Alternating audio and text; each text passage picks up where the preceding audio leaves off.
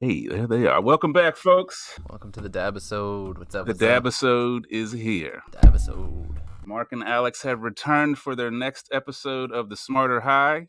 Thank you for joining us. Those of you that are returning, welcome to the show. People that are here for the first time, welcome. So we've been off for a couple weeks. It's summertime, which I'm starting not to like the summer anymore. It's hot as hell. Yeah. 90s all week. This is not my thing. It's been a little muggy.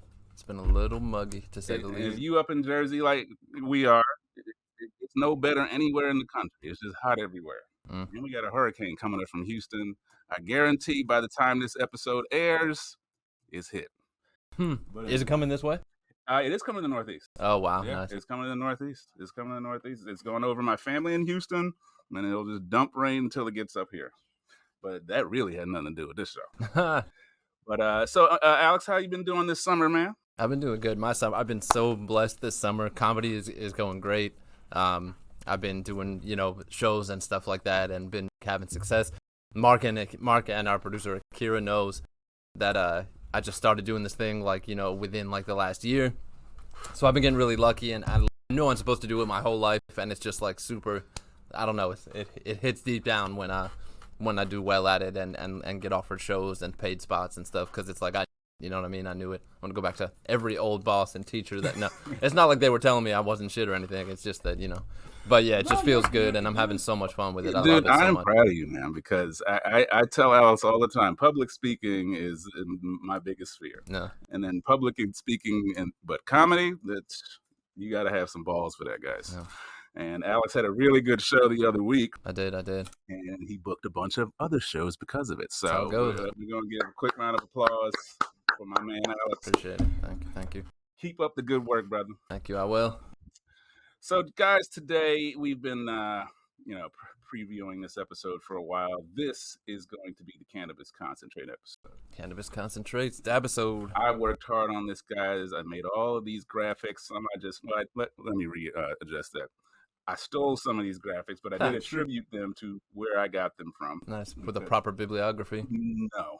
It's not proper. But, we in the weed community, we like to share. So hopefully I didn't ask for any of this stuff. It is just taken from the internet. But, there's a point to it. I had to stay organized. There's a lot of information. We might have to break into a part 2 if this episode gets too long. Because, guys, I have pages and pages.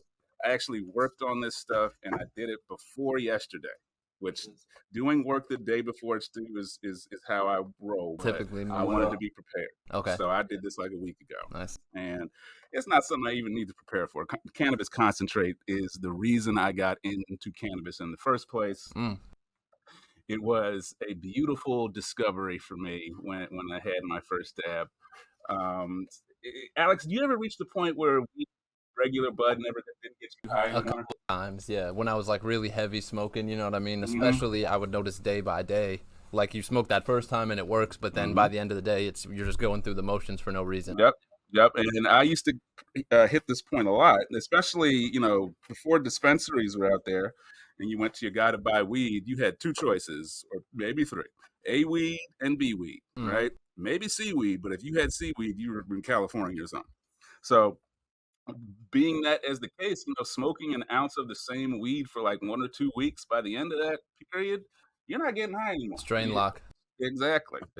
So I hit this point a bunch of times in my cannabis life. And before I started the business here, I had reached that point, and I said, man, is there anything else out there? This is when, this is drug-seeking behavior, or otherwise known as Mark's early adulthood.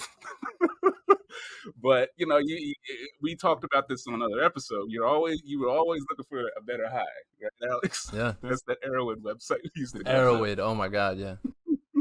Because that site had all the good data on the new drugs out there. But dabs are special.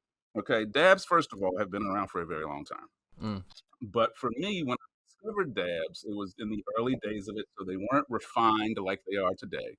But what they did was break that tolerance wall, right? It busts right through it. You getting high, baby. And this stuff worked for a good long time. But you need now, let's be real, you do have to vary your strains to continue to, reach that high you're looking for, but it's possible and it's more consistent. It's easier to do. It smells less. There's just so many reasons cannabis concentrate is just the shit. Right. Right. Right. Okay. Yeah. So Especially legal that you're not rolling something up and going finding a place to smoke it. That's not. Yeah. mhm, Okay. it's Yeah. quick. It's quick.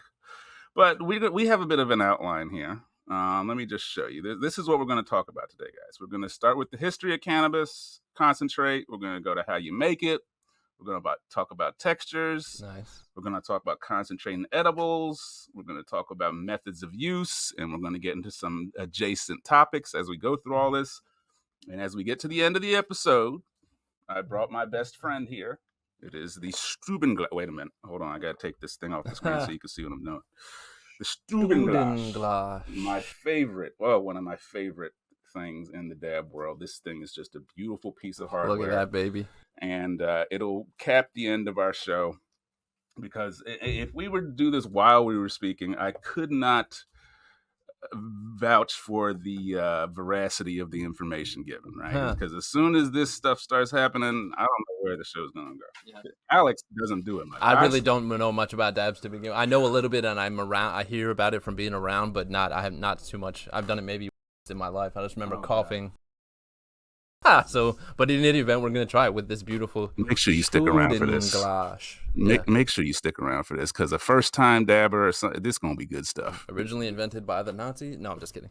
That's just a German name, and that doesn't always. I'm just kidding. That's a good company. I'm sure it's a beautiful. I think they got rid of beautiful most of those guys. Oh, I'm Jewish. That's why it's a yeah, the Jew-Italian stallion. He is a man of culture. That's what he is. Yeah. So, all right, guys, we're going to start with just a quick little intro. Alex, if you have questions, you are the everyman, okay? So if I talk here, interrupt and ask questions, because we want to make sure that the average guy that hasn't tried dabs is represented in this conversation. Absolutely, right? I will do that. All right, guys. So let's start with the history. So dabs, right? They have been around for quite a while. Not in the form they're in now, but cannabis concentrate was first hash. Hash was the first cannabis concentrate. And we talked about this in our one of our first history episodes. Did the hash sassy? That's about the 10th century. So about the year 1000, that's the first recorded history. Trust me, it was around before that too. So cannabis concentrate, plant concentrates in general, have been a part of Earth as long and human beings as long as they both have been on Earth, right? So it really represents a refined method of using cannabis, because what you're doing is you're taking the part of the plant that is responsible for your high and you're concentrating it, right? When you smoke bud, most of that stuff, the plant material, chlorophyll, everything that comes in a plant, a lot of that stuff is not getting you high. It's just getting in the way of your high, right? So by making cannabis concentrate, you get rid of the other materials that are not cogent, or I don't know if that's the right word, but not germane to the situation, right? You get right to the work, which is always what I liked about cannabis concentrate, because I was not a fan of having to smoke for 20 minutes or use something for 20 minutes to get face 2 blunts or something like that. Is it fair to compare it to like Everclear type of a thing? Like, yes. Okay, because it's just pure and it takes less of it to. It is, except it doesn't. It might burn going down too. It might burn going. Guys, if you never tried Everclear, holy crap, Everclear. Tastes like gasoline. It tastes like college. That's what it tastes like. Yeah. There is no reason to be drinking Everclear. You know what you can use Everclear to do? You can use it to clean your dab rig. Oh, there you go. That should tell you why you shouldn't be drinking it right there. You can use it to clean your dab rig because it is a solvent. But anyway, so outside of the 10th century, cannabis concentrate has been all over the world. In India, there's a drink called bhang, which bhang or bang, it's BHANG, which is basically a drink that it was consumed for thousands of years in Indian culture. And this is basically just cannabis drink, right? Wow. So this is, like I said, this has grown up right beside humanity. It's always been there. Don't let anybody tell you this because I said this in a previous episode. Humans have been getting high since the first person got high Yeah. in a cave somewhere. It's probably my ancestor. Actually, it's probably all of our ancestors. Yeah. Anyway, so as we kind of get to the modern methods of extraction, which is what dabs are today, hash was the first real version of concentrate that we're all used to, and concentrate from or hash concentrate is made from the tribe material, which we call keef. Right. You Okay. know, Yeah. keef. Definitely keef. If Is you have that's a the good stuff. grinder and stuff falls to the third level of the grinder, Yeah. and it's this powdered stuff, that's keef. They call it pollen. They call Hmm. it dust. Hmm. And if you take a lot of that and you compress it together, you get hash. Mm. And that was really my first experience with cannabis concentrate way back in the day. Some old head gave you this ball of brown stuff and he said, sprinkle it on your bowl. And I was like, yes, sir. And having that first experience of me was a game changer. But the issue was hash wasn't available everywhere. No, definitely not a rarity, if It was anything. extreme rarity, and usually it came from out west where they've been doing this for longer than we have. But in the 60s and 70s is kind of when you start having people experiment with cannabis concentrate and what we call solvent extractions. Okay. And a solvent extraction is basically using some other chemical or material to pull out the cannabis concentrate or the trichomes in a liquid form, Right. right? And you use that liquid form of concentrate to make other things, right? So there, Similar, I guess, like to what, an alcohol still or something like that, or like where yes, they run something through it and then they collect the. yes. Yeah. Well, let me just put this on the screen, and I'm just going to show you some of this right here. Okay, Whoa. this is some of the equipment today Holy used shit. to be right. You would not know how to use this, right? But this kind of stuff is the material or the equipment used to make high quality dabs today. It is very impressive. Now, this particular picture is of a CO2 setup, Okay. which CO2 extraction is a little bit more complicated, but we'll get there. But my point is, modern dabs basically stem from about the 60s and 70s, people experimenting. And then in the 90s is really when you start to see dabs not on the scene, but the insiders knew of this stuff, right? California in particular, a lot of people that have, kind of proliferated dabs across the country. They started out in California because that's where the investment was, that's where the equipment And the was. freedom to do it, And the relative freedom, yeah, to do it back then, especially. exactly. So we went through a period of trial and error with dabs because a lot of these guys weren't necessarily like scientists, right? They Right. just knew that there was something to this cannabis concentrate and they wanted to know how to do it. So it took a while before the industrial kind of part of America started making equipment for this stuff. Mm-hmm. Now, it actually was transferred from other plants, right? Because we've had plant oils as a industry in the United States for forever, right? So that same equipment can be used to make dabs, and that's where the root of this original equipment came from. Today, it's specialized, right? It's at a point where they have a very customized setup, whether it's a CO2 or a BHO extraction.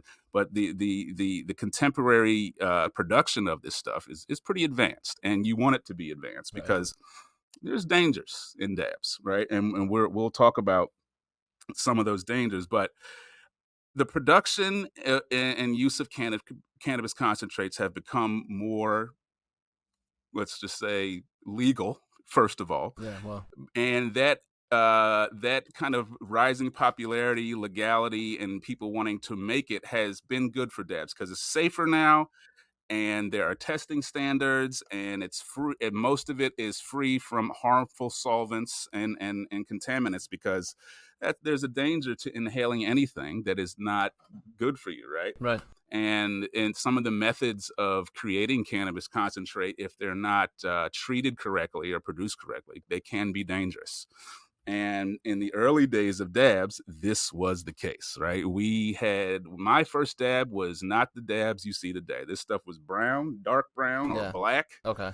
And the methods we had to do it were basically the same methods used for smoking crack Okay. because Right. there was no hardware for this stuff. So you had to pull stuff together. And, when you break out a crack pipe, ladies and gentlemen, people think a whole lot differently Huh. oh, we're smoking weed. No, this is what the fuck are we doing? That's the first question they're going to ask. But, today, even the equipment to use dabs is much more specialized, like our Stubinglass here. Yeah. So, Student. Alex loves the I Stubinglass, really but love the he just loves. student He's been glass. saying Stubinglass since he got here. It's gonna flip if somehow, and there's gonna get filled with smoke. Very cool. Yeah, now we're gonna take our time with it too. We're gonna show you. All right, guys. So let's get right into our kind of program here. We're gonna start. Right. Let me go back to my little chart here. We're gonna start with. Well, we did the history already. We're gonna start how do you make cannabis concentrate? Right. So we talked about hash and original hash, which is sometimes bubble hash or dry sift hash. You ever heard of bubble hash? I have heard bubble hash. Yeah. Bubble hash is made in basically a washing machine. They literally put it in a washing machine with ice and stuff, and they just turn it and turn it and turn it, and eventually you get hash. Did they put that keef, that pressed keef in there and do that? Okay. Wow. Yeah, there's actually a good many ways that people have made hash over history, but the bubble hash is made in the washing machine. It's pretty easy for people to understand. Okay. But the main method and the most popular method of creating dabs is called a butane extraction or butane honey oil. I have heard that BHO, butane honey BHO. oil. Yeah.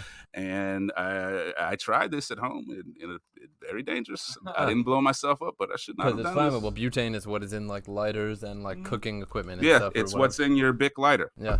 And it's doesn't smell, doesn't have a color, doesn't have no odor. So if you're not careful, you can easily blow yourself up. And this has happened. If you look up BHO explosions on the internet, Oh, wow. you will see these. Huh.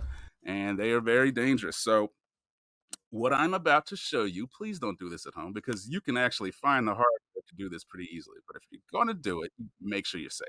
And the safest way to do it is be outside. That's the safest way to do it because it's when it's in a compressed area. It's like frying a turkey. Exactly. You wouldn't do that inside with some people. Or within 10 feet of the siding. Alex is getting into home HOA regulations now. But okay, so I have some pictures here, guys. There's two main ways that you can make butane extractions, and let's just talk about the advantages of BHO over some of the other production methods, right? So efficiency. Advantages: you can produce highly potent concentrates with a full spectrum of cannabis cannabinoids and terpenes. Okay. I can't talk. But what that's saying is that BHO generally preserves the taste and smell of your bud. Wow. Right?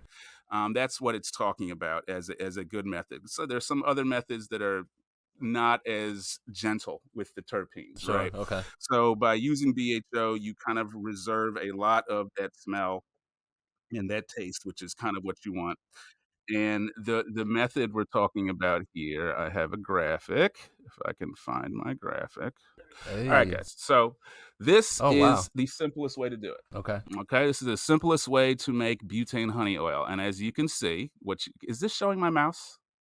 No? Okay. Okay. So what you have here, guys, is the can of butane, right? This is the same thing you would come to, fill a torch with. I have plenty of butane here. And this here is a vessel that has been stuffed with your cannabis flower. Usually you would freeze the cannabis flower. That helps with the extraction first. Oh, okay. Right.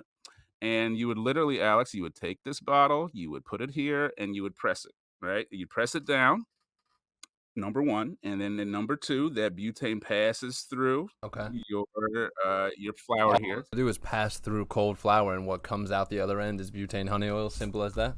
It's almost, because what comes out is it comes out as liquid butane, right?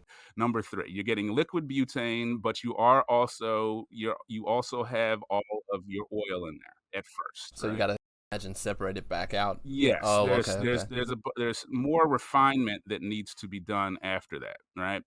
And that refinement process is usually done in a vacuum. You literally have to get a vacuum, Okay. right? And you heat the mixture while using that vacuum, right? And that Wow. will allow the butane to evaporate out. Okay. I wonder who And figured that out at first. Wow. well, this Well, I guess process, that's a for getting certain extracting the yes, chemicals yes, for right. any plant, Okay. though. For getting the essence or extract of any plant, this is a valid method to do so, Got you. right? Okay. Now, after you've purified your stuff by doing that vacuum, and it takes a while. It depends on how advanced your equipment is, how long and how good your extraction is. Because I'll show you a more advanced method of this. Let me just do another one real quick. Now that was a simple one, which is called an open loop extraction. There's also what we call a closed loop extraction, Okay. and this is what a closed loop extraction looks like. And basically, with the closed loop one, you're reusing the gas. You see, there you go. One, you got your gas going up, down through your stuff, your vessel here, and then as you boil off the butane, it goes back number four and is reused. Got you. Right. Okay. So this is kind of a more advanced version, and this is a lot of kind of what the equipment looks like this. Now, this particular one is a CO2, but the butane extraction stuff is similar, right? Similar vessels, similar electronics. There's I see vacuums in cooling or here. heating coils and Yep. tubes. Yeah. Yep. So to do this at a scale that is, industrial, it costs a lot. Making it at home is okay, but what I found is that by doing it at home, you lose a lot of your actual material because you're not doing it in It's the not very most efficient. efficient manner, Yeah. right? So early on, you would lose a lot of money doing this stuff because you wouldn't get much dab out of doing it through an ounce or whatever. That is So a question that I do have about the mhm, cost of dabs and the mhm. cost of concentrate. Yeah, Like yeah. it's more, right? And it's It like, is. It okay, is. It can be more. Like Jersey's a strange market okay, because the prices are informed by a lot of other things, right? You got your taxes, you got, what town you're in, you got mm, the corporate levels of profit that were preset before individuals got into this business. right. When the Jersey cannabis market started by Chris Christie, which I've ranted about before, they set up a very corporate model. And the big corps that landed here and opened the cannabis industry in New Jersey first, they got to set the price levels, and those prices have not come down. Right. The pricing is ridiculous. You go, their dabs are $70 a gram, $60 a gram. These are Okay. ridiculous prices. Okay. Gotcha. Because out in California and Michigan, Michigan's my favorite market, cannabis market, guys, by the way. We'll Wow. talk about that some other time. But, $20, $30 a gram, reasonable prices, because it is very hard to maintain a $70 a gram habit, which is why I don't buy it at the dispensary, Yeah. guys, because it's very expensive. But the disadvantages of these BHO setups are pretty easy to see. There's safety risk, Mm, right? You could just blow yourself up. yeah. The residual solvent, because if you are making these butane honey oil extractions and you don't remove all of the butane from your product, guess where it's going? In your body. And this was a lot of what I experienced early on. And before I knew what I was doing, I didn't know that I was literally probably dabbing a little bit of butane. Right. So we are And that can't lucky. be good. Yeah. And That cannot. there's no solvent that's good to inhale. There's Okay. no solvent that's good to inhale. So it can be harmful if it's not managed correctly, guys. So if you ever are thinking about this, which I do not suggest, just be aware of those concerns. You need to be safe, right? Now, the next big method or way of extracting cannabis oil is a CO2 extraction. And I prepared a graphic for this, guys. Another one. Look at this. Hell yeah. Look at all those I guess words. it's the CO2 pulls it down on its own kind of thing. Well, the CO2 first is a lot less volatile Well, for sure. than butane, right? It doesn't have those explosive properties, and they use the CO2 at a supercritical or very cold method where it becomes liquid, because at low temperatures, carbon dioxide becomes a liquid, Yep. and it can make oil just like BHO. But there are some differences between the end product right? And, this graphic looks a lot more complicated than it is, but, I'm just gonna go down the list. 1, right, where our biomass is, that's the main tank. That's where you put the flowers. That's where the flower goes. Now, to the left here is the CO2 tanks, Okay. right? So, once you bring each vessel to pressure, you can open the valves here, and then you're kind of doing your thing here. The CO2 runs through number 1 here. Number 3 is where your extract comes out, and the CO2 continues on down to the other, vessels to be recirculated, right? Because it's, I guess, it's still a liquid or colder or whatever. It sinks down here. Yes. Okay. Oh, and because it's because as it warms up, it turns back into a gas. Right. You That's why it can goes up and around like easily, a yep, still. Okay. Got you. exactly, Got you. exactly. A lot like a still. It goes right back into the CO2 vessels to be used again. And number 4 and 6, you get your extract. Okay. Now, one of the main differences between a CO2 extraction, and this is CO2 extraction equipment here, guys, if you can believe that. This is a picture we've looked at a bunch now, but it's more expensive than BHO CO2 extractions, which means most of your CO2 extraction equipment is owned by larger corporations, right? Because it's expensive to buy and to run Yeah. one of these things It was because looped into the electrical you system, integrated into right. all the everything. Yeah. You Safety. can't right, you can't, like, walk in the room and just look at this. Where would you Right. Right. start, Yeah. right? You need the instruction manual. Or you hire a professional like a lot of these companies do. You hire extract, specialist, and, it's their job to run these machines. Mm. And to run them efficiently and retain high quality product, you need a pretty smart person, right? There ain't no dumbasses running this equipment, guys. So, that equipment can be expensive, which makes the extract expensive, so on and so forth. The larger companies are usually the main ones doing it. It's a complex process, and maintaining the temperatures is where a lot of the cost comes in, right? That you have to keep things super critical or really cold. So, nice method, expensive method, can't really be done at home, right? But, our next method, which, we've done BHO, right? We've done CO2, and then the last method is known as a heat extraction, Hmm. okay? And Alex, a heat extraction is pretty simple, right? Okay. You basically take 2 heated surfaces, 2 big metal heated surfaces, you put your bud in like, some kind of envelope, Okay. and you squeeze the weed between those 2 hot surfaces, and basically you get, oil out of it, Wow. right? Just Um, from heat and pressure. just from heat and pressure, which Cool. makes it probably one of the safer ways to do this, right? I'm thinking about 2 irons and wax paper right now, or you know what I mean, Bro, that's exactly how you can do it at home. Wow. If you've ever seen, what are they called? Hot combs? Not hot comb. I'm sorry, black people. It's not a hot comb. Oh, yeah, yeah, yeah. Yeah, straightener. It's a hair straightener. It's a hair straightener. And originally, when people would try this and they didn't have the expensive equipment, they would get a hair straightener.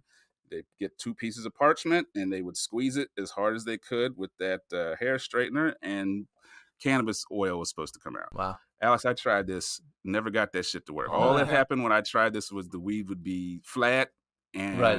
and like crispy. Huh. So I didn't know what I was doing. Grilled cheese. I was following advice on the internet, Right. which is dubious at best. Yeah. So it didn't really work.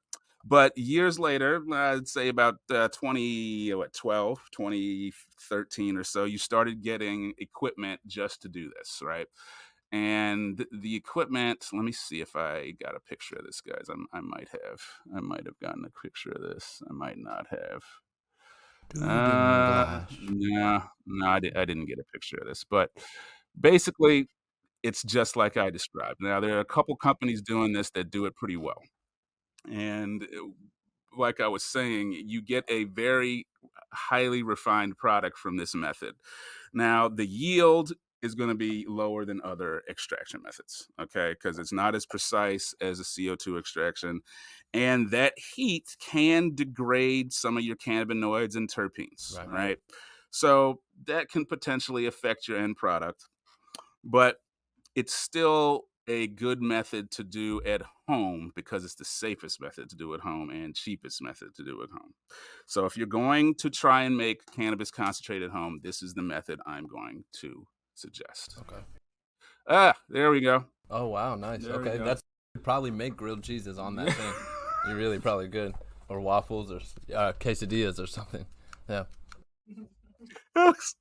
I have a quesadilla with little sombreros and like a maracas and other like This is not a fucking quesadilla. racially dubious. Yeah, but it is. I mean, it could be. It could. Yeah. It could. Double decker too. No. But guys, this is kind of the latest stuff, right? It didn't look all fancy like this originally, but this is where it's gotten, right? You have these heating mechanisms on the top and bottom. You have this very cool plate in the middle, and it says, what does it say? Terp Stack Terminator. Stack. Terp Stack. Terp is great as like a God, stoners are not creative. terp. But yeah, this is exactly how you do it. And this unit probably costs between $600 and like $1,000, right? But it's definitely something that if you're a straight connoisseur and you want to be able to take any cannabis you have and make it into concentrate, this is how you can do it.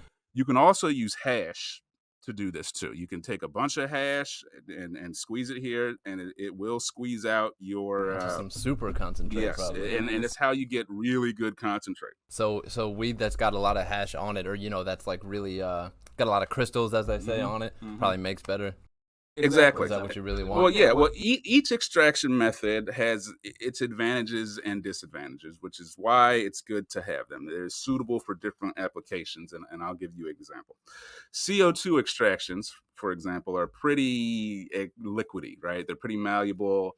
I'm sure you've seen dabs that look pretty solid, right? Almost like, you can crumble it in your hand. It's not sticky. Right. CO2 generally produces an oily type of extract. And a lot of the pens you use, if you've ever seen a 510 thread cartridge vapes in the dispensaries that have the oil in it, most of those are CO2 extractions. Got you. Right? Okay. Because with a BHO extraction, to get it into a cartridge, you might have to do something like adding a binder or something to help, maintain the viscosity and help it flow a little better, right? So by using the CO2 extractions, you skip that step and you can go right to putting it in your cartridges. So also, if you've ever seen like a syringe full of dab at the dispensary, those are typically CO2 extractions. And as we're going to see here, BHO extractions have a wide variety of textures. And that actually leads us right into our next topic here, which is... Here we go. This is what I'm very ignorant on and stuff, because I've heard about them all, and I've seen them, and I'm like, what is that? Dude, every one of these has a reason for existing, right? This one's called sauce. So. All these different textures, they flow differently, they vape a little differently, and I took copious notes to kind of explain this to you. Cool. Thank you for the image, Royal Queen Seeds. I did not ask you, but I did quote you here, right? It's a little small, but I'm sure you can see these red letters on the bottom left. Don't at me. All right, so Queen, thank you. Let's start getting through our textures here. Now we're just going to start with live resin. I'm sure you guys have heard people talk about live resin. Yeah, they said they have it at the dispensary, and supposedly it's better. Well, there's some reasons for that. Now, typically dabs are made out of dried and cured material, right?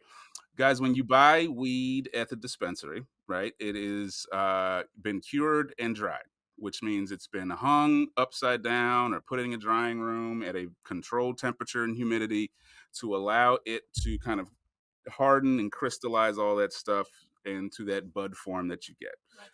Actual bud, it's been trimmed as well. It's trimmed, dried, and cured. That is what happens to your weed before it goes to the dispensary. Now, when it's fresh, it's like any other plant.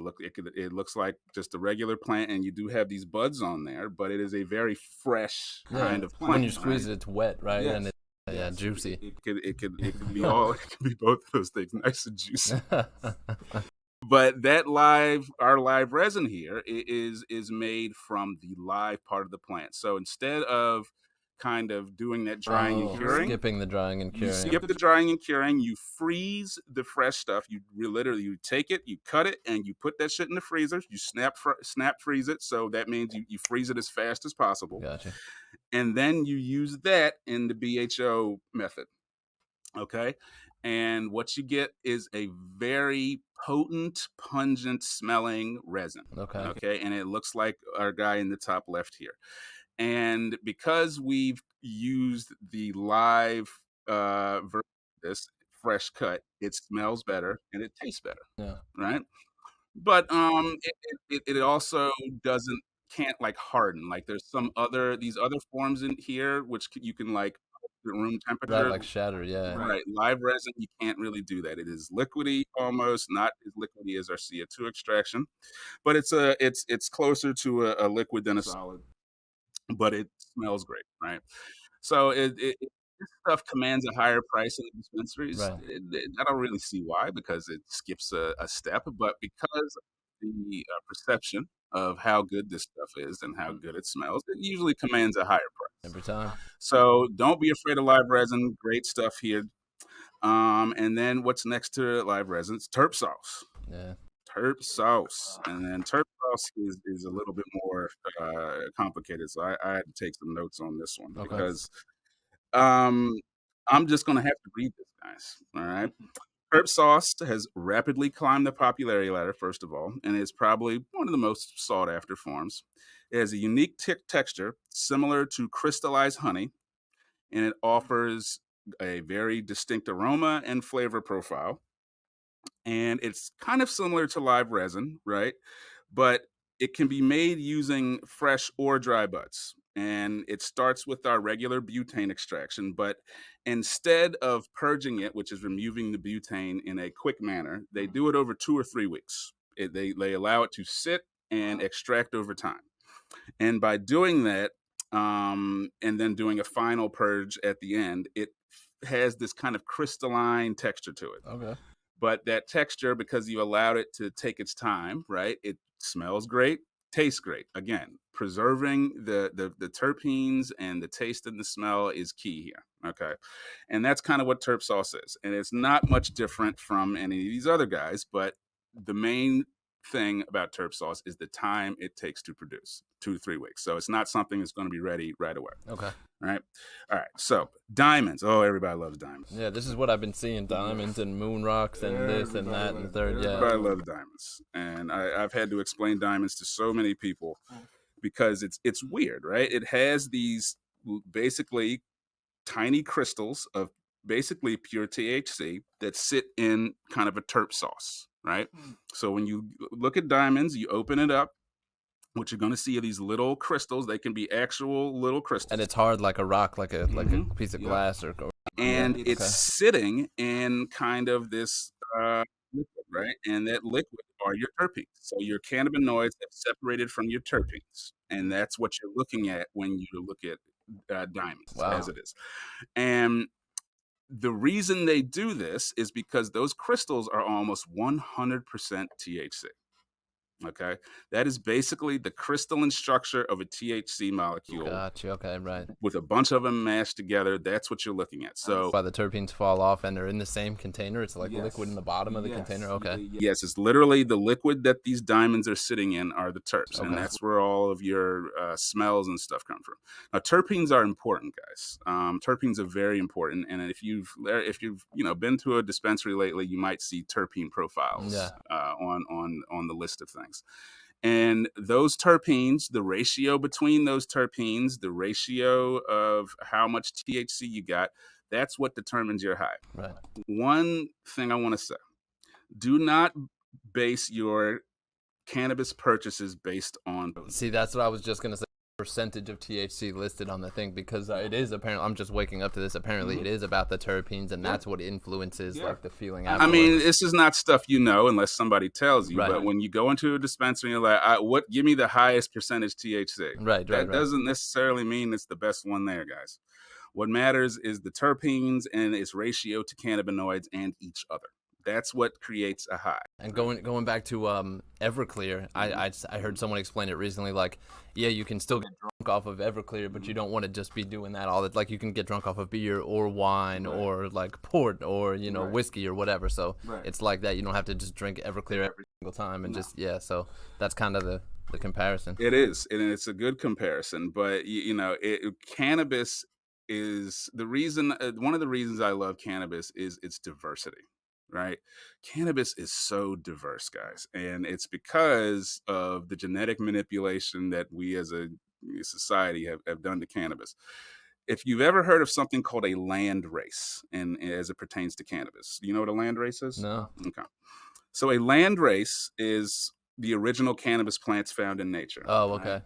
So let's just say Brazil, for instance. Now, so there are strains of cannabis that grow only in Brazil, right? And it's the naturally occurring stuff that hasn't been touched by human hands. That is a land race, Gotcha. right? And because it is in its natural environment, it might not grow if you take it out of that environment, right? Okay. It is a very concentrated growth conditions, right? You have to maintain those conditions to grow it somewhere else, right? Now, land races, you don't get a lot of land races anymore, guys, because we've been genetically manipulating the cannabis plant for a while here, Yeah. right? Hybrids, you hear somebody say a hybrid, that is basically Automatically not a land race, right? right. Okay. By definition, a hybrid is a cross between two strains of cannabis, but you can take two already crossed strains and cross those strains with stuff. Right. And that's why you have such variation and why you have so many Exponential. Forever it fucking goes on. Yeah. names, right? Infinity, Because technically. you don't have to do much to create a new strain. All you have to do is pollinate one plant with another, and you've created a new strain of cannabis. Yeah. So, even as it pertains to sativa, indica, hybrid, these three words are a terrible way to classify cannabis, right? It's a simple way, and it's the way the industry has used to classify cannabis, right? Sativa is supposed to give you an energetic high. Right. Indica is supposed to make you sleepy. Hybrid is supposed to be a mix between the two. Right. Always too simplified. Okay. That method of classifying cannabis is just too simple. That's basically what I've been operating on. Yeah.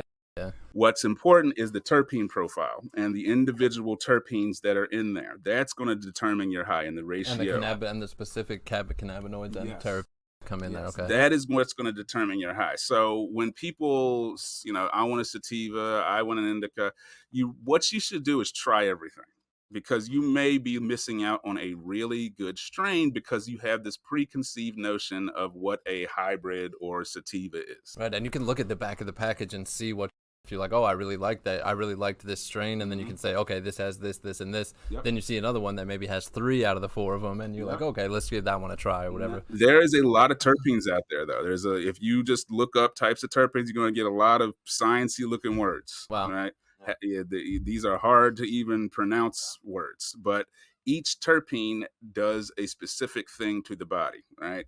You have some terpenes that make you sleepy. You have some that wake you up. You have all this huge just dynamic of how many effects the different terpenes can cause. But that is where the high comes from. In ratio to the cannabinoids, that's where the high comes from. So that was a little off topic, but I wanted to tell you that because by knowing that, you become a better consumer, right? And you start choosing based on factors that actually mean something rather than something that the industry has thrown at you to just make the selling process easy. Right. Hate that. Exactly. And there's a lot of that in cannabis, guys. They don't want to spend any time with you, so they give you 3 things to make your decision on. and you miss out on a lot of good stuff. But anyway, let's move on to our next texture here, shatter. I love shatter. I've heard of shatter. Shatter is one of the most well-known ones, right? Shatter is, it has a little bit of variability in terms of its texture, but most of the time it is like glass at room temperature, right? You can sometimes pick it up and you can snap it off. It comes in usually when you get a lot of it, it's like a flat sheet. And if that sheet has been dried and cured, you can literally pick it up and snap it. Like sometimes. Lollipop material almost. Yeah. Yes. Okay. And now, as soon as you add heat, Jolly Rancher, even a little bit of heat, shatter starts to turn closer to a liquid. But if it's either cold or if you keep it in the fridge, it's usually going to be solid. And this is also kind of the most known method because it's the most stable and easiest to make, and it's the most easily recognized as well. Extremely popular in most markets, and it's also one of the most affordable methods because it doesn't require a whole lot of post processing. No 2 and 3 weeks waiting around to vacuum it out like you would with terp sauce and things like that. So because of the methods that are used for shatter, it tends to be one of the most popular. Right?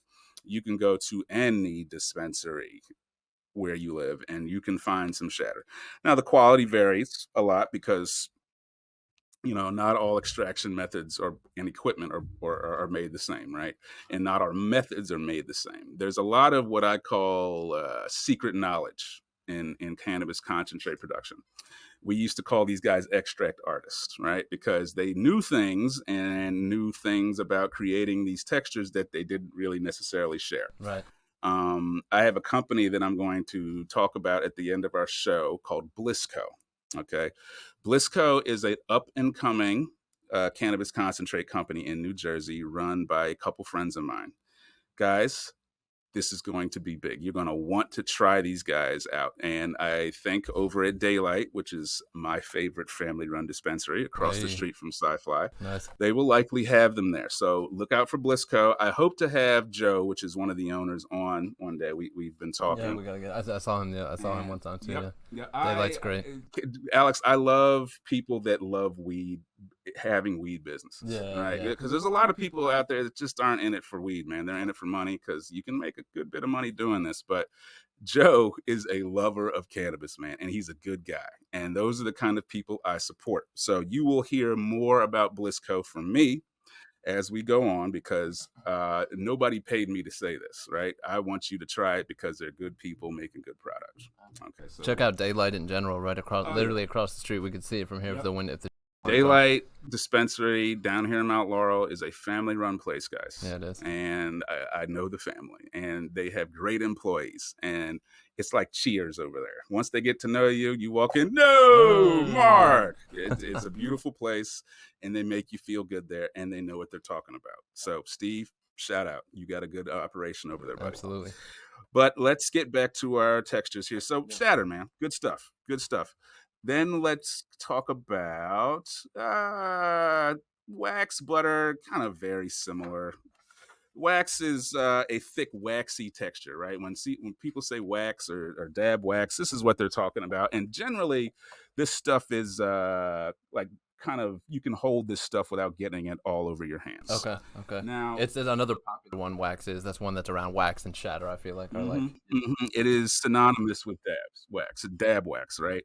Now, it isn't completely translucent, right? Instead, it kind of has this opaque golden appearance. Yeah, you can't see through it. It's like kind of like beeswax, yeah, or kind of like crystallized honey or something like that. And it gets that texture from the purging process, which is the removal of your solvent, right? And it is when they purge it, they just purge it normally, but they agitate it, right? So they instead of just sitting there, it's vibrating a little bit.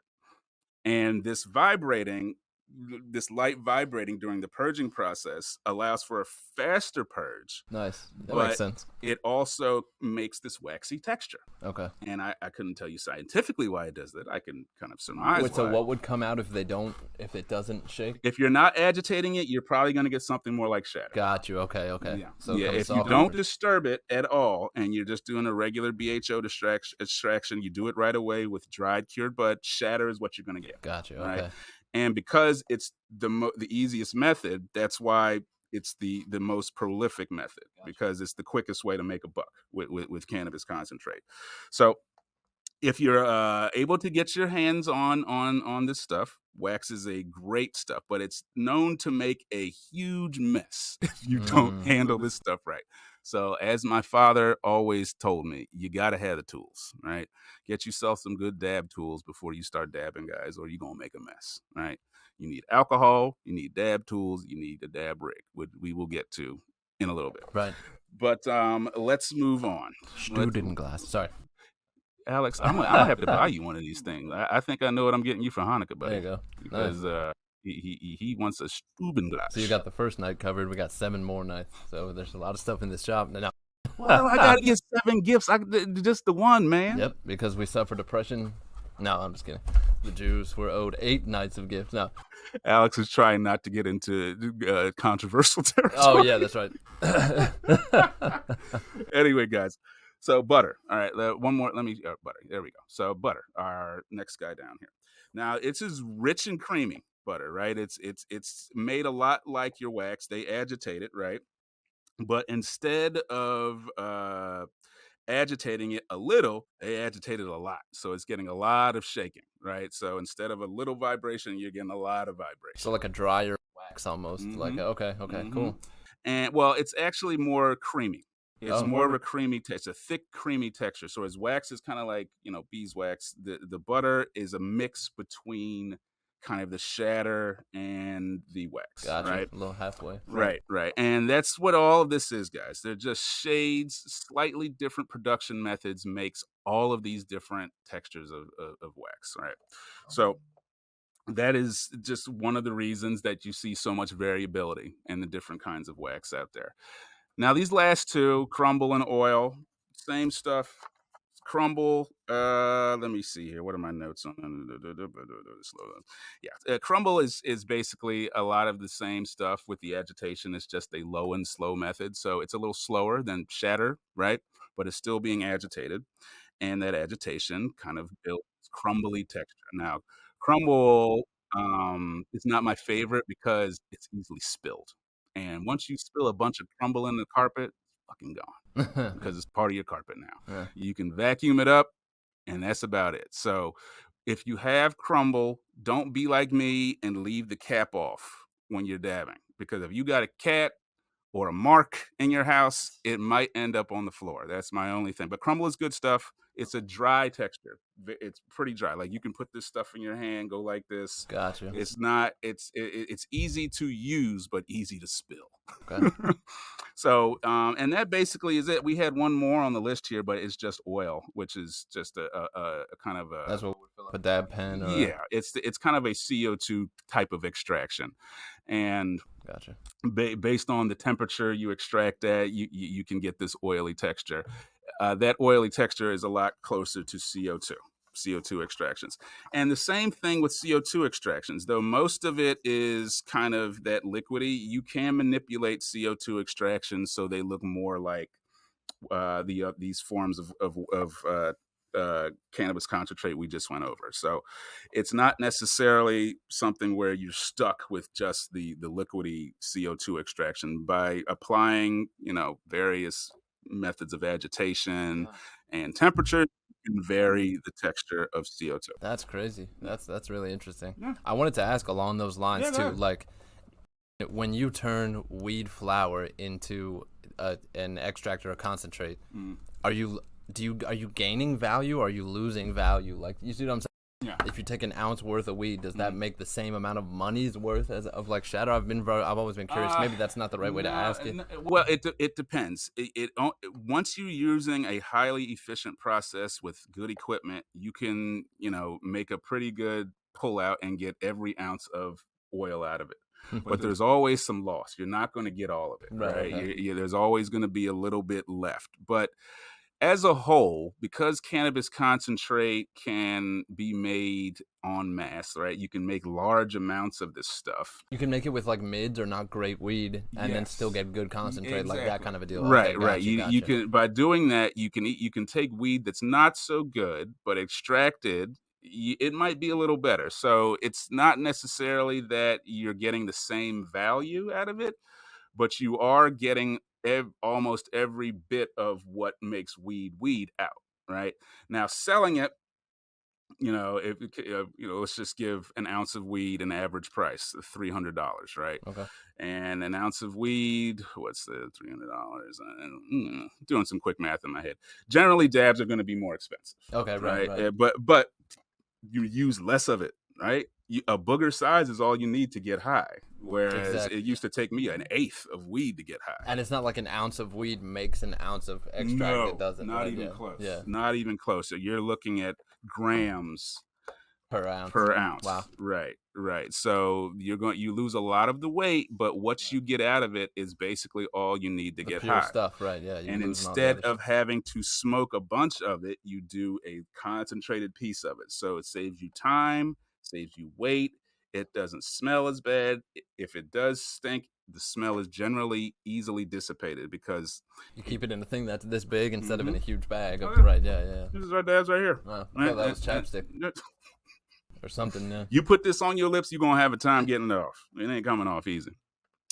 But that is one of the reasons I love concentrate so much is because you can take it places a lot easier than you can an ounce of weed, right? You can hide that, you can make it smell less. Like I don't know if I should say this, but I traveled to a lot of places with cannabis concentrate Yep. You just boot it and get on the plane. because I don't know if I'm educating TSA here. I hope I'm not, but you can put that stuff in anything, and they will. The TSA isn't looking for weed anymore; they're looking for bombs. So generally, you can take weed where you want. I wouldn't go to Texas, but cannabis concentrates is an easy way to take it with you wherever you're going. Right now, what's important is the methods you take with you to use it.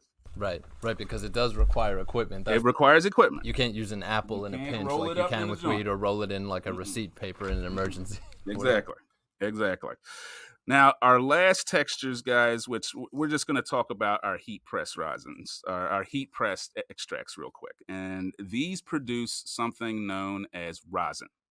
So when you go to the dispensary and you see rosin, Not resin, but not rosin. Okay. not resin. Resin is a byproduct of smoking, usually. Rosin is basically the purified form that comes out of your heat press when you press it between those two heated surfaces we were talking about. And flour rosin, hash rosin, sift rosin. Those are kind of your big ones. Flour rosin is made from fresh cannabis flower pressed between your two presses. Hash rosin is made from ice water hash, which is the kind of the bubble hash. Instead of taking the flour, they take the hash and they press it. You're going to get your hash rosin. And then the last form is our original rosin, which is cannabis concentrate or hashed cannabis concentrate, and that's where you dry shift the hashish, and then you use less equipment, but you just take that pollen that's been sifted and you press it together. Now, you don't use a heat press for that, but that is a form of rosin, actually. And the rosin tends to be pretty expensive, right? Because when you do it in terms of what you were just talking about, which is yield, right? Right. Hash or heat extractions, you get the least amount of yield because think about it, you're literally just smashing stuff between two heated surfaces. And when you heat it, that's what releases. I understand the It chemicals. releases some of your cannabinoids. So, but there are people that are better than this at others, right? It is easy to do, right? So it's something you can experiment with, but generally, hash rosin is like 50 to 60% THC, whereas you get higher with the other ones up in the 80 ranges. This is a little less potent, which can actually be beneficial in some things because maybe you don't want to get as high, maybe you're a little sensitive. Rosin will help you use it in a lower concentrated manner, right? So there is plenty of place for rosins in the market. Nice. So that's our textures there, guys, and we've gone through our textures and our extraction methods, right? We're much smarter now, right? Absolutely. I could Don't say you I feel learned a smarter? lot. Yeah, absolutely. In Okay, terms of this, yeah. that's what I'm talking about. Yep. We going through it here, guys. Can you do this? Can you teach me calculus in the same amount? No, Bro, I got a D in calculus. So you I did well. I just guy. don't remember it for. You're asking the wrong guy.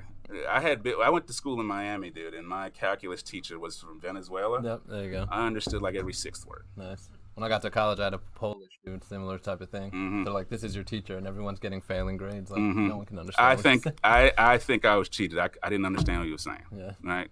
That happened a lot in Miami. It's a very multicultural place. You may not understand your teacher, but that literally has nothing to do with what we're talking about. True.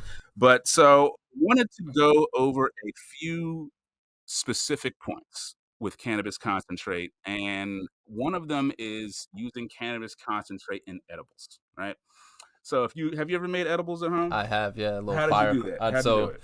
but I've made the cannabis butter before, where you just heat, Exactly. the weed with the oil Yep. for a long time. But I've also just made firecrackers, which is you take peanut butter and Ritz and you sprinkle a half a gram of weed on it and put it in the oven for 20 minutes in foil. There you go. Those will get you. That 20 minutes is a special process. That putting it in the oven has a name. Okay. And the reason you put it in the oven is because you are decarboxylating your THC. Decarboxylating. Okay. Yep. So, guys, when you use cannabis concentrate or cannabis in its raw form and you're making edibles, there's a process you have to go through called decarboxylation. And what this is doing is applying heat to change the molecular structure of the THC molecule. In general, raw THC and in dabs, the THC you're looking at is THCA. Okay. Oh, okay, is that right? I've been so curious about that too. Well, that's a whole nother thing, but That is a whole nother THCA thing. is what. Okay. But THC in its raw form, you can't, if you were to just eat a bud, right? Right. It's not really going to get you high because the chemical structure isn't right for your receptors. You have to apply this deep carboxylation process so you can change the genetics or change the molecular structure so it fits into your receptors, Yeah. and then you get high.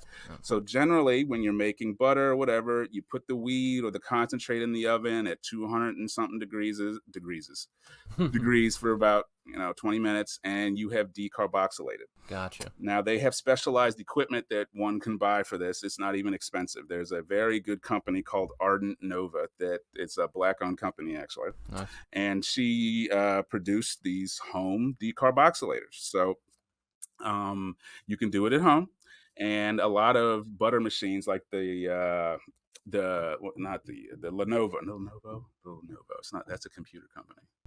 The Levo butter maker, which is one of these extraction things you can use at home.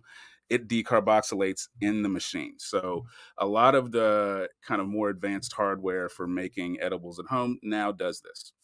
Now, cannabis concentrate and edibles, right? Typically, before cannabis concentrate was manufactured on a larger level, to make edibles, you had to do what Alex was doing.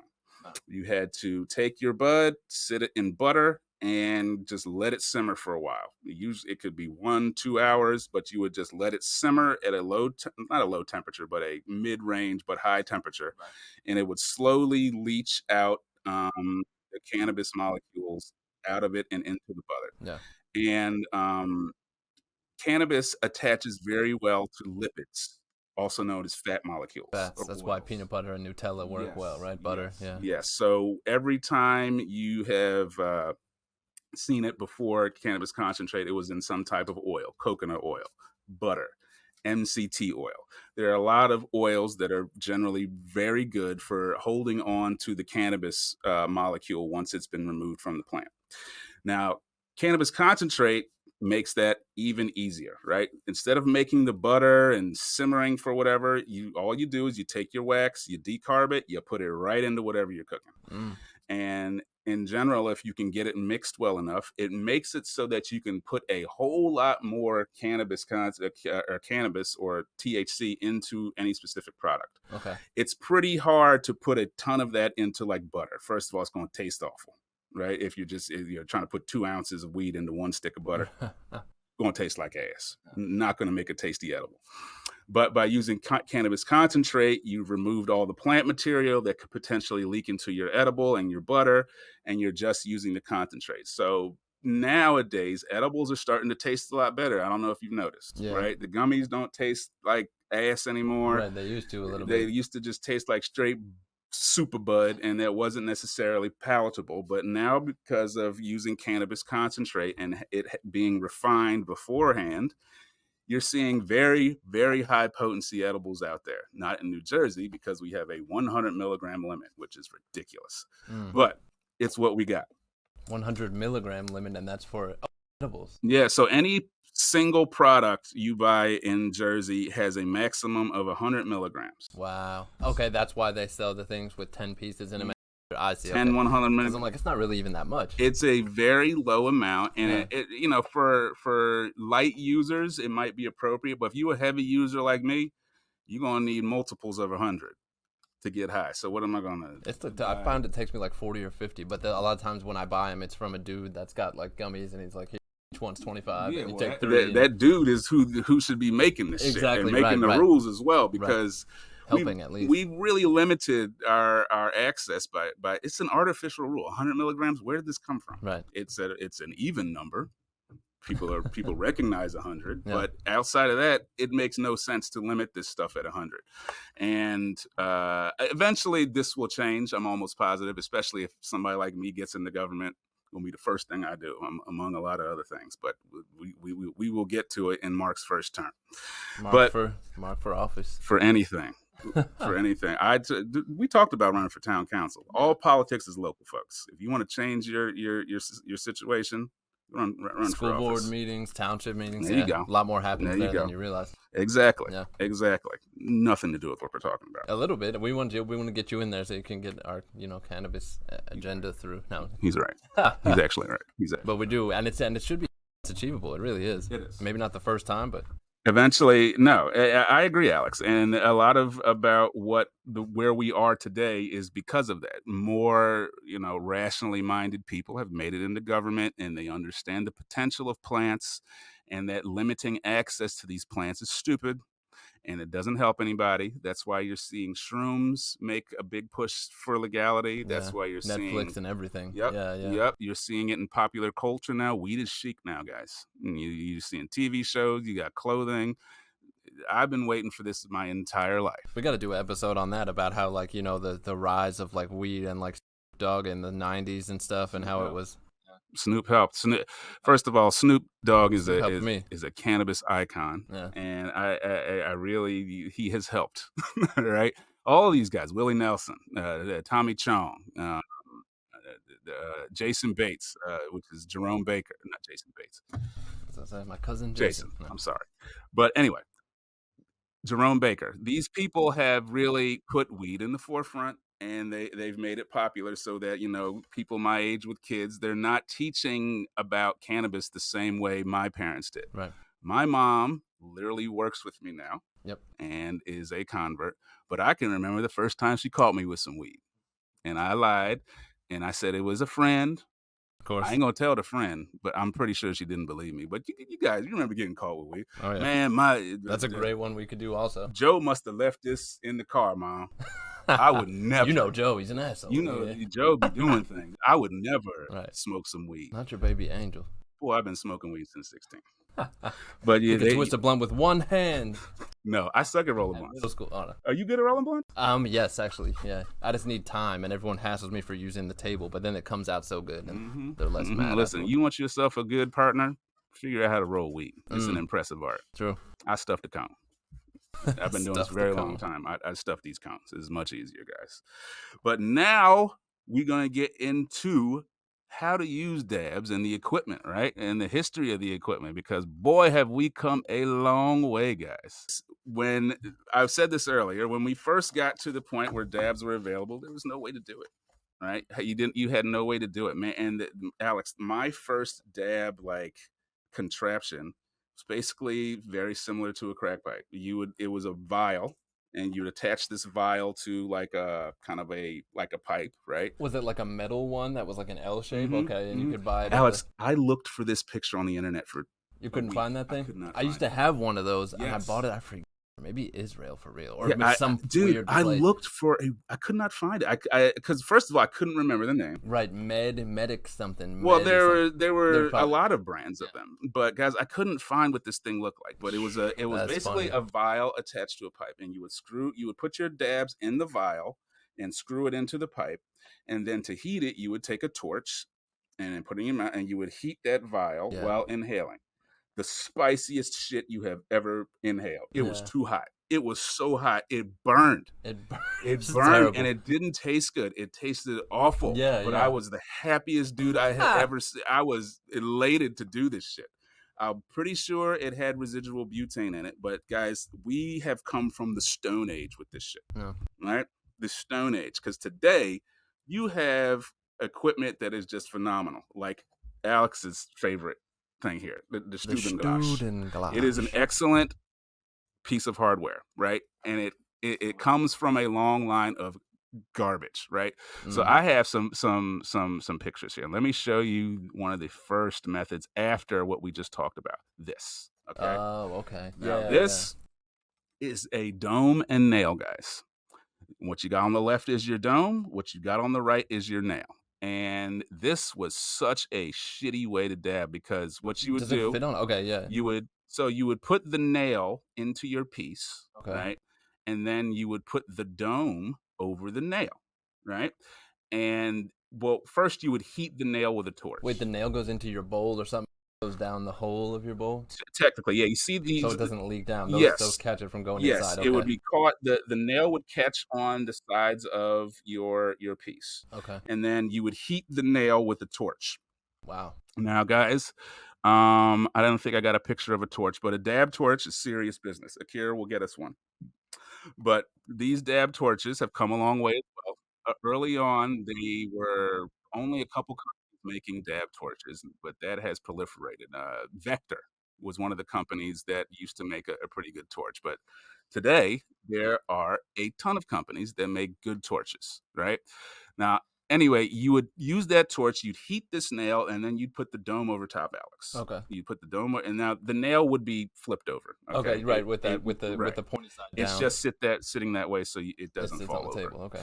But after you heat it with your torch, you would cover it with your dome here, and then you would touch the dab to the flat piece on the bottom right, guys. How would you touch it? The With a dab to? dab tool. You put Oh, a little okay. bit of dab on Oh, right, a like this tool. thingy. Yeah, and let me just take off our graphics here. This. And then this is basically a dental tool, It guys. does. Yeah, yeah. Dab tools originated from dental tools and like surgical tools because when we first started these, you would literally just get like a set of dental tools, and they would have some the tools on there. It's But got a spoon on the one side and a yeah, little spade on the other spade on side. the other, and you would take this tool and you would go right onto the top of that nail, and on contact, as soon as that concentrate touches that nail, it vaporizes, and you start inhaling. And the dome is just to contain The that. dome is to Okay. contain the vapor because Gotcha. without it, it would just go into the If you're atmosphere. not sucking down on the thing Right. If hard. you Okay. hadn't been inhaling, it's going to go everywhere.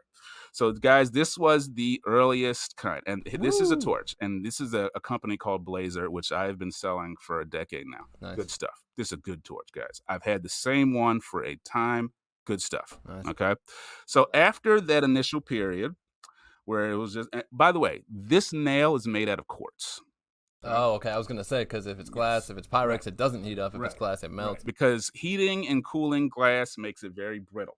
If it's just borosilicate glass or Pyrex or whatever, so that heating and cooling would make it prone to breakage, and heating and cooling would eventually break it. So that being said, the next stage was titanium.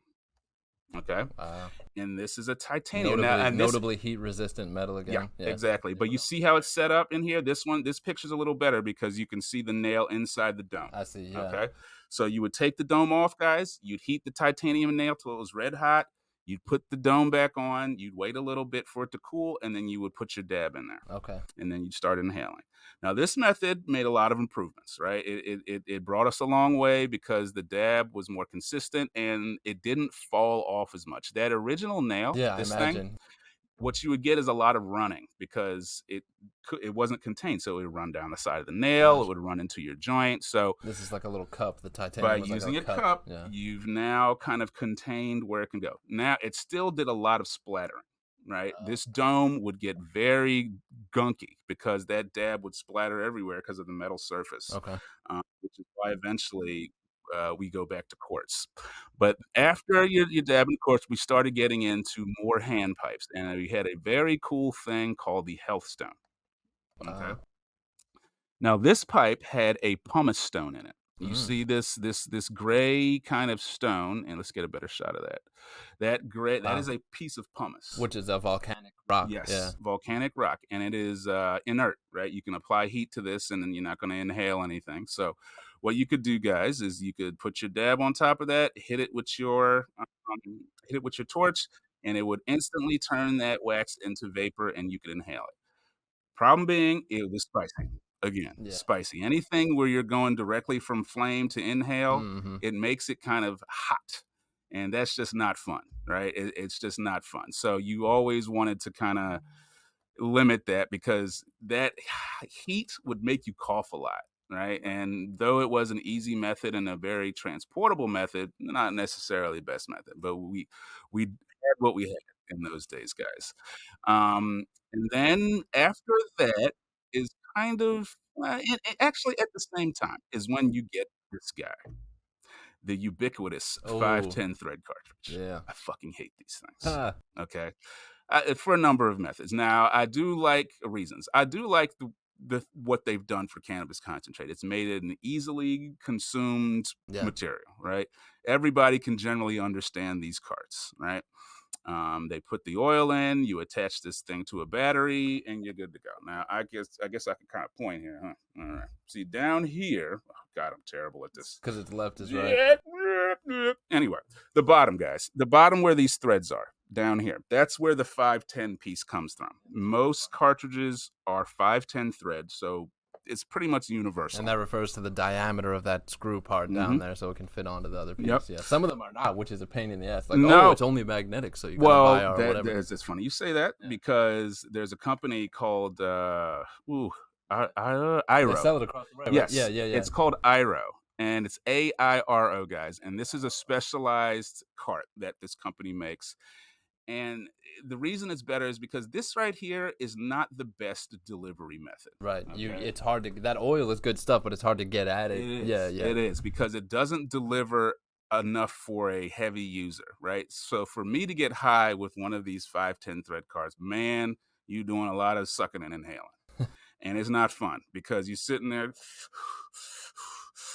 until you get high. And for me, I would have a headache at the same time by the time I got high. Yeah, I get that. So because of that, I stay away from the 510 thread cartridge. And I do use the Iro cart, though, if you ever see it.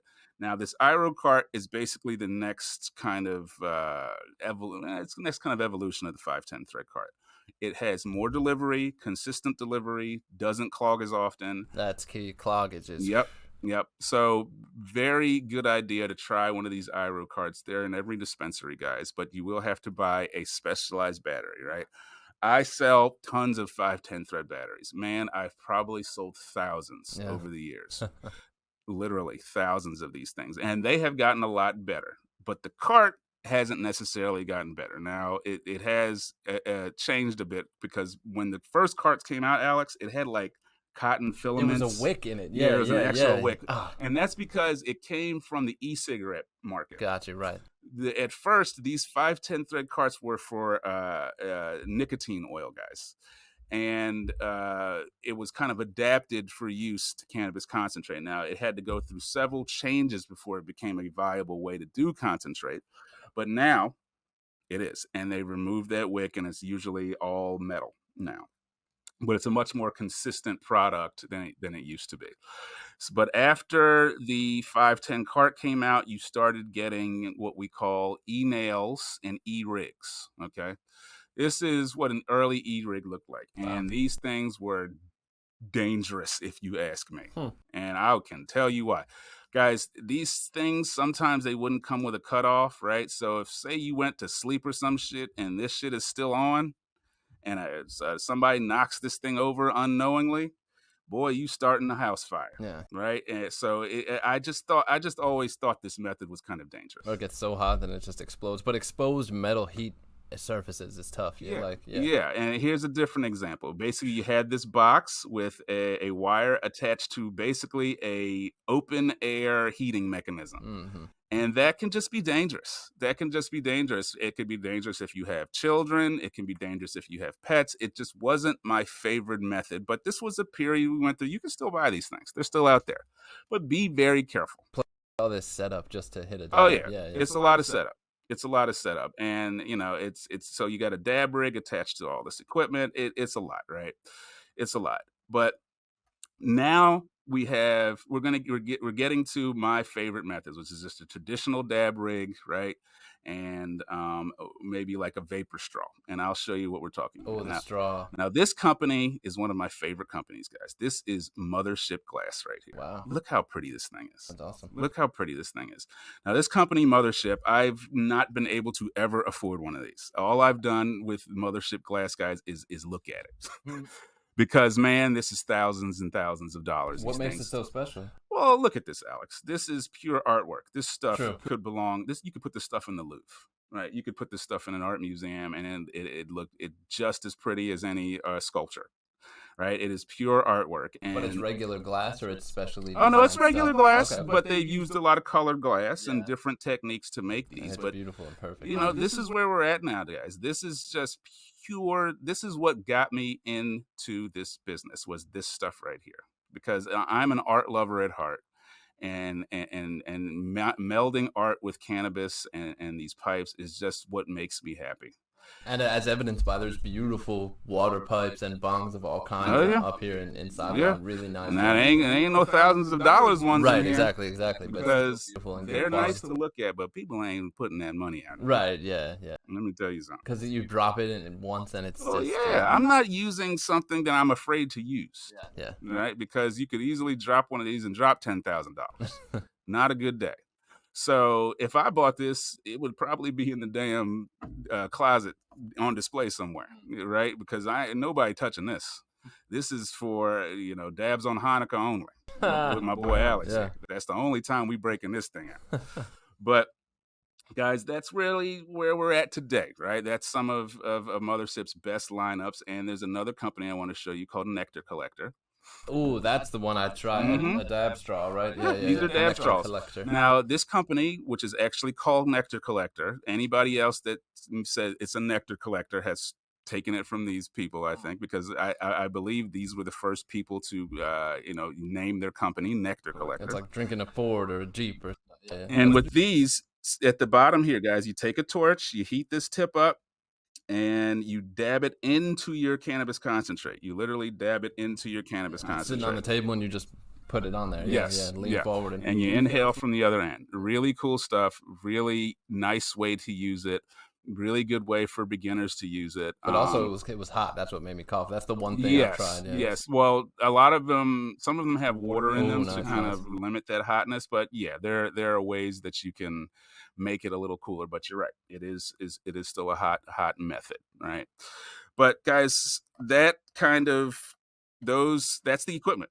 That's basically all the equipment that we've used for dabs. Now there are different variations on those things, but that's it.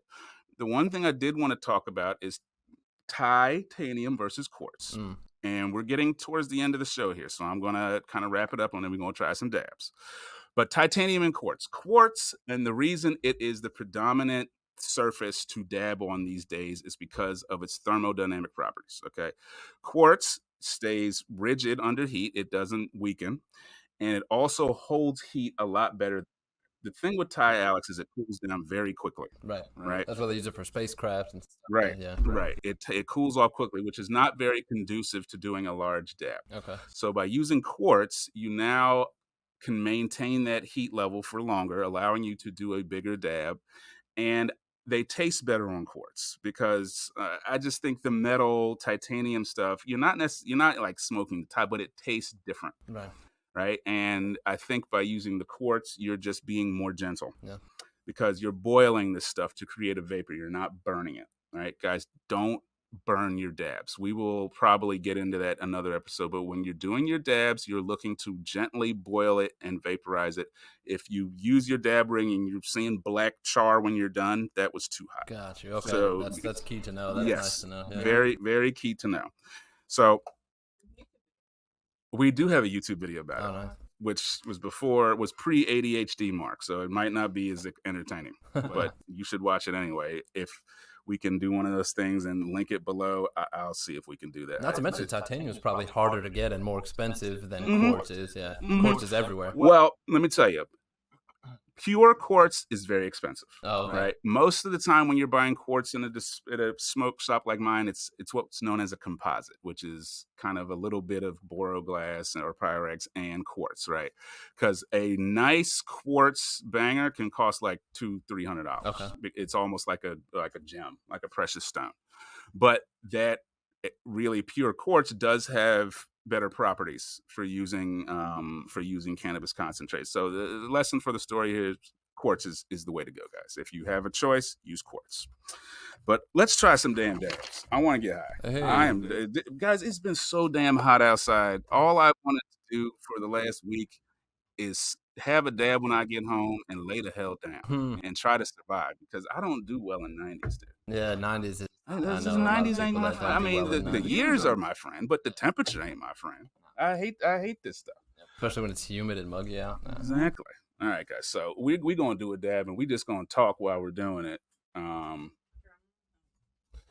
Akira's gonna give us a second shot here, but let's just talk about my favorite company here, guys. German smokeware is very high quality. There's two companies, Stubenglass, and there's one called Stores and Bickel.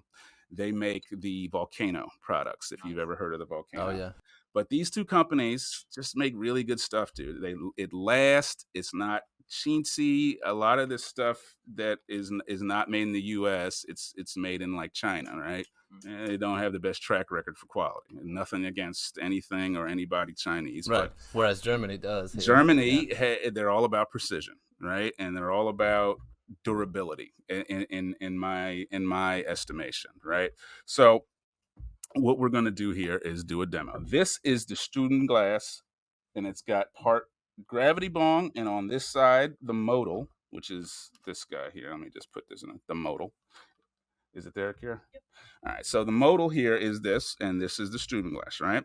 Now, this is basically a gravity bong, Alex. So wait, they can see us on this? Yeah, so what I'm going to do is try and not break it. Mm. But we're going to take the bottom off, and we're going to put some water in here. All right. And that will be the one side. Wow. Yeah, guys, this particular device is pretty pricey. Looks like good. Again, precision, like good. Yeah, it really is. And if you've ever followed like Seth Rogen, you've probably seen one of these before, because that's the first guy I saw with it was him. And it took a while for them to get to the point where they were selling this kind of regularly, because these were hard to find for a while. But at my last trade show, I finally found one. So that's basically the bottom part. So now we turn on the dab part, and now look at this, guys. Look how cool this thing is. I even left the plastic on for you. But we turn it on. Boom. All right. You see that, Alex? See the front there? Oh, is it turning on? No, hold on. I got to hold it a little longer. There we go. Turns on. So It's got a pretty screen, right? And if we turn this here, I'm going to look a little crazy, guys, but I'm trying to make sure you can see it at the same time. It's got 4 little sections here. And the bottom section is the temperature. Digital interface. Mm-hmm. You press it, Alex, and then you set your temp. Generally, guys, for dabbing, the higher the temperature, the more delivery you're getting, right? So I'm going to start just for shits and giggles. Let's start at about 760. I just want to say this knob almost is the exact size and shape and looks like a Reese's peanut butter cup. It does look like Reese's peanut. He always. I never think of this stuff. That's why he's here. It's just distracting from the thing. Oh, candy. No. But once we set the temperature, guys, we can go ahead and start heating, which is this top flame icon. And I press the button, and it goes into the heating thing. All right. And then we're going to get some dabs on our tool. All right. And I just got some regular dabs here. When Blisco and my buddy Joe is in production, we're going to do some of them dabs on camera too, because that's going to be some of the best damn dabs I've ever had, folks. Trust me. Because there's a story behind Blisco. And there's a guy who calls himself Giddy Up. And he's one of Joe's good friends, and he's a part owner of that company. But we'll talk about Giddy Up and Joe one day. Oh, like that? Like that. Oh, like that. Oh, okay, good. We're learning. So look at that guy, Chris. Now, this form that we're looking at here is basically a live resin. Okay, I was gonna ask. And you see how liquidy it is. It doesn't move, right? When I do it, I flip it up and down. But if you held it there for overnight, it would drip down. Yeah, right? it would slowly drip down. It would slowly drip down. Right. So let's see here. Where are we at temperature? Yeah, it's there's steam coming out. There's fire coming out. Okay. Okay. All right. So there's a timer on. So you got 40 seconds. So what we do, guys, we just take our dab. We're gonna take our tool, and we're gonna melt our dab off directly into the device. So it's going already. It's And it going just comes already. off of there because it's okay. I see. Yeah. Okay. And then bam, right? And then I just go in. I should flip this over Yeah, yeah. just to show you. Because But doesn't it pull it on its own, yes, right? it pulls it on its own. See, look at that. Oh wow. Alex, help yourself. Guys, this is what I've done every evening for the past several thousand days. Whoa, that every tastes night. that tastes strange. Boy, Tastes kind of like not hot, but that spice, a weird spice. that is the cannabinoid and the That terpenes messing with that lung wall. You see how I ain't coughing, huh? Yeah, yeah, your boy don't cough. I ain't coughed since 96. I'm just kidding. But yeah. Oh, all right, let's do some more. Why not do some more real quick? Let's The do a fact little that bit it more. flips and all that is very cool. Yeah, dude. The grav bong this aspect is neat. this device represents the best device I've ever had. And I've been here since the beginning. Why is Alex still coughing? Because it's I'm not done. So the first time you dab, guys, you're gonna get a reaction like Alex's because your lung wall is not very used to it. And I told you, I've given a lot of people their first dabs. Let's get Alex some more water Oh, thank you. Yes. because he don't look good. No, he's Oh, not I'll having do one more. true drug addict I'm talk. good. Former drug addict talk. Give me some more. But let's do a little bit more, guys. It smells so good in here. Ooh, it smells so good in here. And this is amazing. Thank you. Thank you, Akira. Oh, we gotta turn it back on. Shut off. It's amazing because it's all legal now. You know what I mean? This is all legal. Doing yeah. Dude, that's Never my would've thought. favorite part about this whole thing is that I'm no longer a criminal. Right. I'm no longer a criminal, guys. I'm just like you. I'm just like you now. I don't do anything illegal anymore. I don't have to because this was it for me, right? This by making weed legal, I'm now a regular person. Yeah, just like you and you at home. And we're called legacy operators now because they don't want to call us former people selling drugs illegally. They call us legacy operators now. But this and doing this on camera and sharing this with you guys, I have the rare pleasure of doing exactly what I want in life. And it just doesn't come around. I am blessed to be doing this. And sharing it with you is my mission on this planet. Okay, so let's try another Whoa. one. Oh, Lord have mercy. Oh, good. That's good. That's good. I need water. Akira, how much time we got left? On the camera, we have 14 minutes left. It's got a nice weighted bottom, so it doesn't tip. Oh, yeah. Go ahead. Multi-angle. Oh, no, I just turned the timer back on. You're good.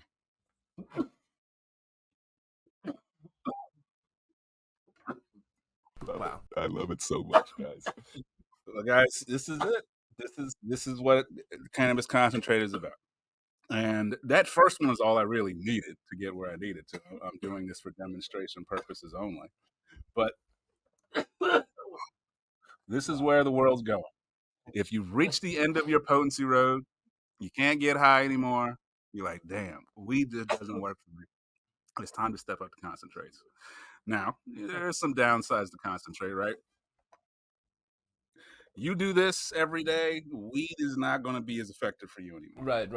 So be careful, right? Because if you can kind of eliminate your other options by doing cannabis concentrate only. It's why it should be kind of a special thing. I do it only in the evenings. I used to do it 6-7 times a day. Okay. You can ask my producer. When she used to work for me, she'd see me break that thing out every 2 hours.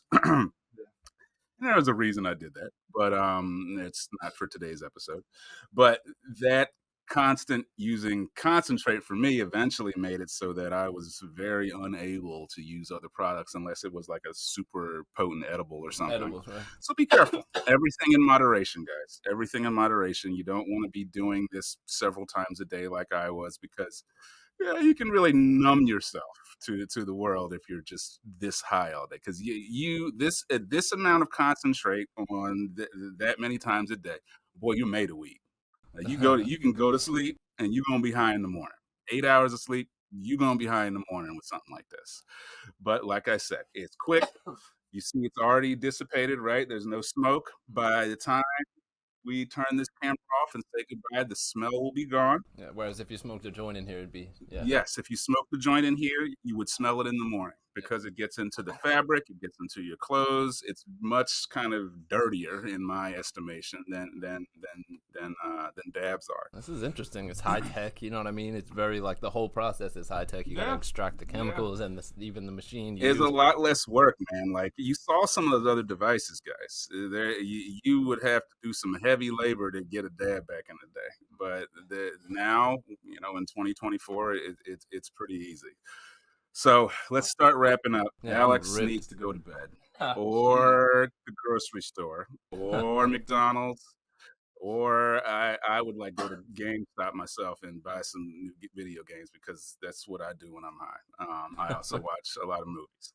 But I hope that this episode has been informative for you guys. I really want to thank the small number of people that are consistently watching and talking about our show. Seriously, yes. That has been very good for my soul, because I get dopamine hits from likes, which means that's the problem with the whole this. Exactly, because some of our videos got like 2 and 3 views, and that is not producing no dopamine, guys. So like and share, tell your friends about this. Yeah. I'm gonna put it on mine too, because it's like I have difficulty watching myself on camera and stuff. You've gotten so much better though.